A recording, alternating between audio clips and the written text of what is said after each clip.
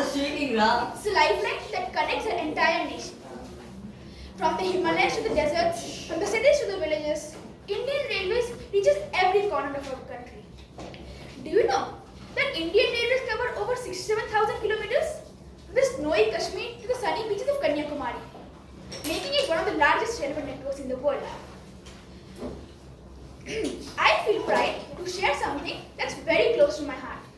My grandpa was a loco pilot in the Indian Railways. I have grown up listening to his thrilling stories and skills of piloting a train and the joy of meeting new people at different places. My grandpa believes that accidents don't happen, they are caused. So every individual working in the railways should be vigilant during the entire tenure of his or her duty to avoid any unwanted mishaps. My grandpa also believes, my grandpa may have retired, but his legacy lives on. I hope to make him proud by being a responsible citizen and supporting Indian Railways in every way I can.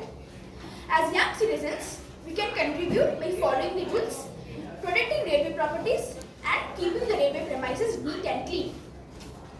However, I do believe that Indian Railways can improve with better facilities, modern trains, and increased safety measures.